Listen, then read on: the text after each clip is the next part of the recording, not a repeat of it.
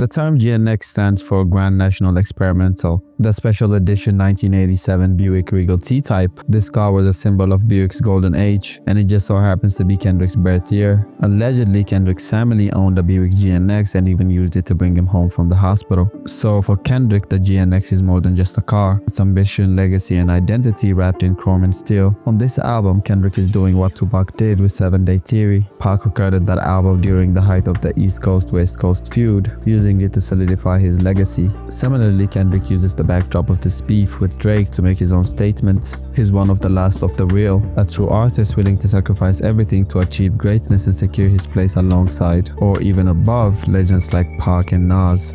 The opening track, Wacced Out Murals, sets the tone with the line, "Against all lies, I squabbled up for them dividends." This directly nods to Tupac Against All Odds from 7 Day Theory. Hoping my true motherfuckers know this be the realest shit I ever wrote. For Pac, that song was a war cry, calling out his enemies and showcasing his Machiavelli mindset.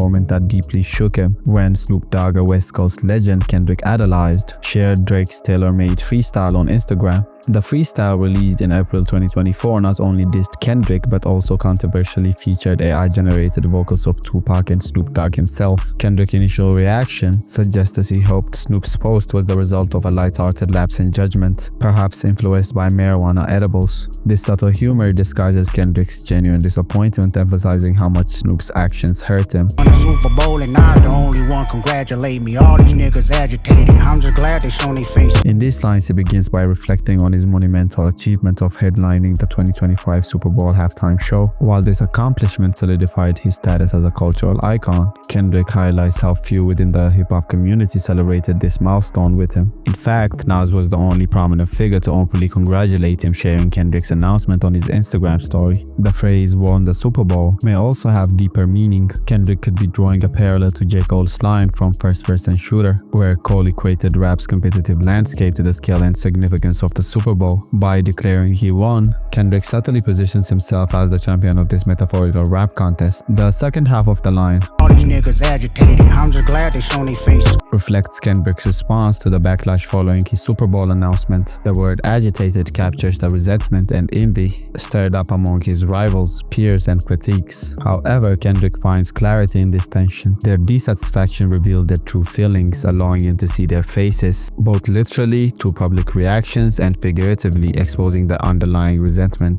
Plenty artists, but they outdated. Old ass flows trying to convince me that you they favorite. Kendrick opens with a jab at rappers clinging to outdated styles, while trying to maintain their relevance by claiming they're still fan favorites. This is not for lyricists, I swear it's not the sentiments. Fuck a double entendre, I want y'all to feel this shit. This moment reflects his intention to connect directly with listeners on an emotional rather than relying simply on technical brilliance. By saying, "Oh soul, bitch, I probably built them pyramids." Kendrick imagines his spirit as so ancient and wise that it dates back to one of humanity's greatest architectural achievements. This hyperbolic metaphor also references his track High Power, where he states, "Are you motherfuckers waiting?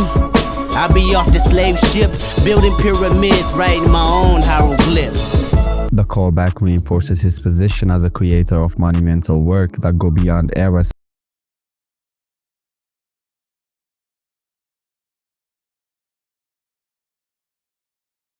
Starts by reasserting the authenticity and integrity of content, contrasting it with the behavior of someone like Drake. This term, along with the common nickname for Drake, the Boy, signals a direct call-out. Kendrick positions himself in his city as too grounded and real to entertain or collaborate with someone who, in his eyes, lacks genuine street credibility. The second line intensifies the diss, suggesting that Drake has been attempting to bribe people from Kendrick's city with offers of money through bank transactions and even bitcoins. This critique underscores Kendrick's dislike for what he perceives as Drake's reliance on wealth and influence to navigate conflicts, as opposed to facing them directly. By juxtaposing Compton's authenticity with his alleged tactics, Kendrick draws a line between the values he represents and the behavior he criticizes. I never piece it up, that shit don't sit well with me. Before I take a truce, I'll take them to hell with me.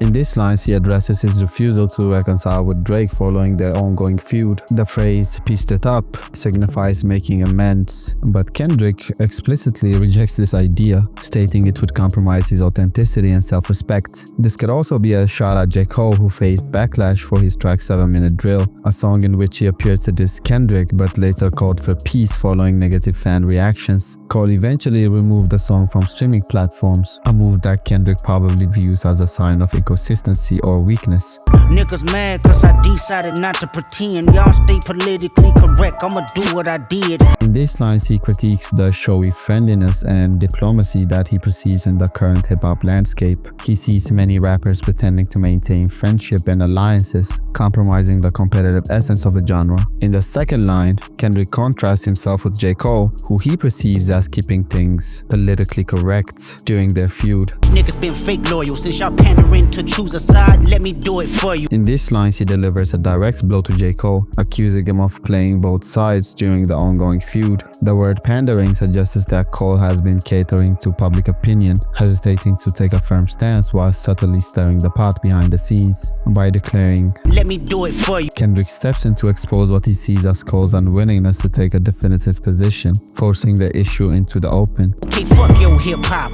I watch the party just die." Expresses his disappointment with the industry while recalls his surprise Instagram release on September 11, 2024. In this track, Kendrick rejected the hip-hop industry for celebrating toxic figures and messages, calling for a shift toward authenticity and upliftment through lyricism. Niggas cackling about while all of y'all is on trial. The censored line is probably a reference to Diddy, where Kendrick addresses the memes and jokes circulating about Sean Diddy Combs in the middle of his legal troubles. He criticizes the artists, laughing at Diddy's situation while ignoring their own involvement or questionable actions. This could imply that many of these individuals attended the same infamous parties, making them just as vulnerable to scrutiny. Ain't fuck anybody empathetic to the other side, I vow. This line could be a direct response to J. Cole's track Port Antonio from September 2024. In the song's second verse, J. Cole explicitly names Drake and shows him empathy. Start another war, hey Drake, you'll always be my nigga. I ain't ashamed to say you did a lot for me, my nigga. This sentiment may not sit right with Kendrick, as he has been very clear in this song that he's clearly comfortable separating himself from people who isn't completely loyal to his side. Where they Captain Crunch and proceeded to pour water in it, pulled over by the law. You ran dirty so you can't argue with him. As Kendrick reflects on his rise from struggle to stardom with the closing lines of Wacced Out Murals, Make it to be a star, bury your soul and put your heart up in it. Well, I did. He leaves us with an image of resilience, proving he has turned every challenge into fuel for his success. In the next track, he switches gears. The song Squabble Up is a West Coast anthem that radiates both energy and attitude. This track is a celebration of Kendrick's roots. The repeated BB sound in Squabble Up could be a nod to the Bloods, especially following the theme from Wacced Out Murals, which stylized CC in reference to Crips. The next track, Luther, a track that explores the transformative power of love and connection. Teaming up with SZA, Kendrick shifts from external conflicts to internal reflection. This emotional pivot reflects a key theme of GNX, the balance between chaos and hope.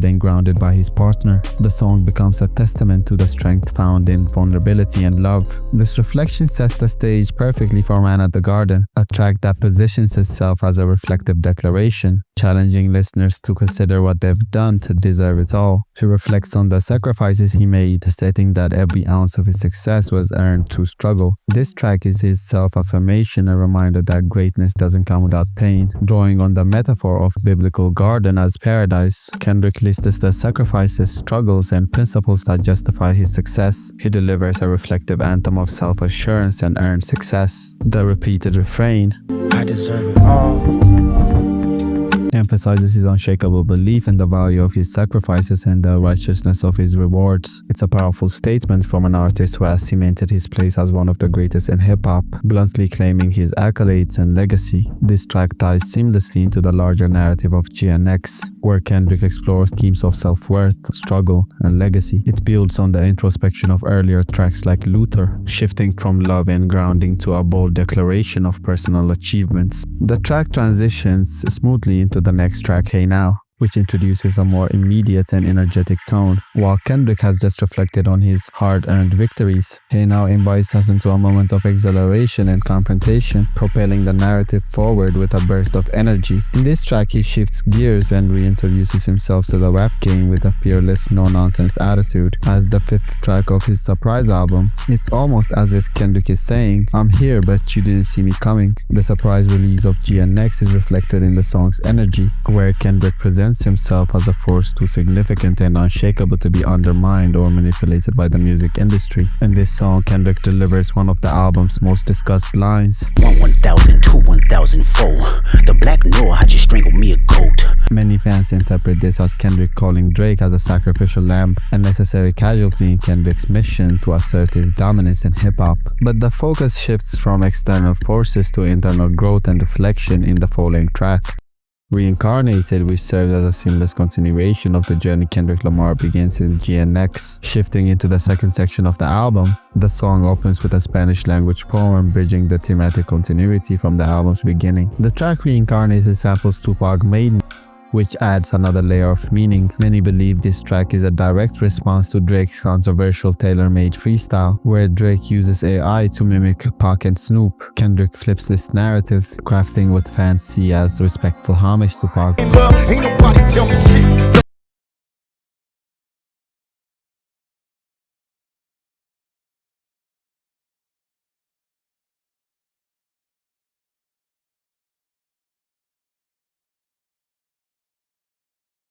Channeling his flow and delivery. On Reincarnated, Kendrick also tells the story of two legends speculated to be John Lee Hooker and Billie Holiday, and states he's their reincarnation. He's basically saying their influence lives through him, underscoring the album's recurring theme of legacy. This track becomes a meditation on how the artist's soul connects with those who became before him, navigating both their victories and their trials. This sets the stage perfectly for the album's transition to the next track, TV Off, the seventh track from Kendrick Lamar's GNX, which delves into themes of authenticity, accountability, and survival in a world dominated by superficiality, plus a reunion with producer The song critiques societal distraction like consumer culture, entertainment, and false loyalties, urging listeners to disconnect from these distractions and focus on genuine relationships. As the album progresses, Kendrick shifts gears in the next track, Dodger Blue. On this track, Kendrick writes a love letter to Los Angeles reminiscent of Tupac's To Live and Die in LA. His inclusion of several Latino artists on this track highlights the integral role of Latino culture in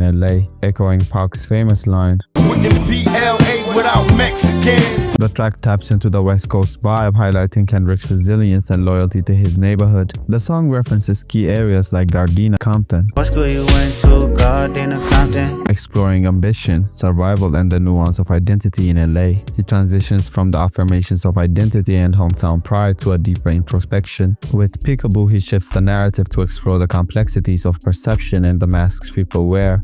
What they talking about? They ain't talking about none. What they talking about? They ain't talking about none. What they talking about? They ain't talking about none. Calling out artists who lack depth and substance. Like bing, bop, boom, boom, boom, bop, bam. The type of shit I'm on, you wouldn't understand.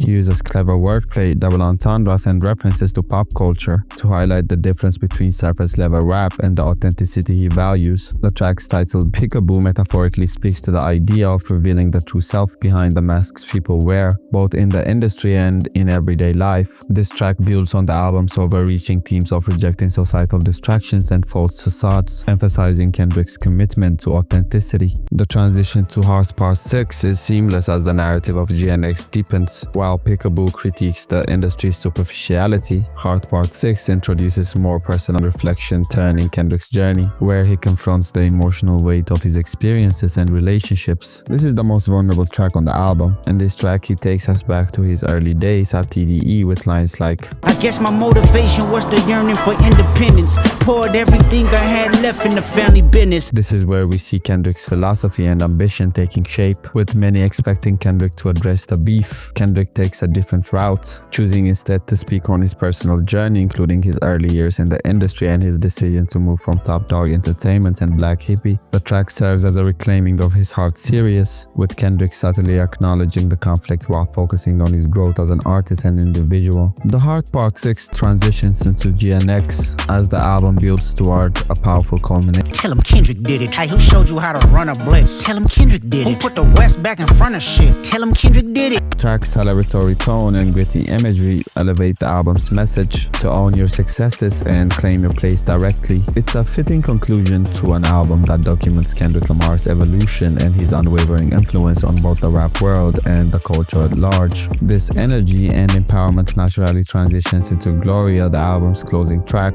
This track appears to be about a woman at first glance, but it's actually about Kendrick's pen. This is his weapon, his tool to achieve greatness. The concept draws inspiration from Nas' I Gave You Power, where Nas raps from the perspective of a gun.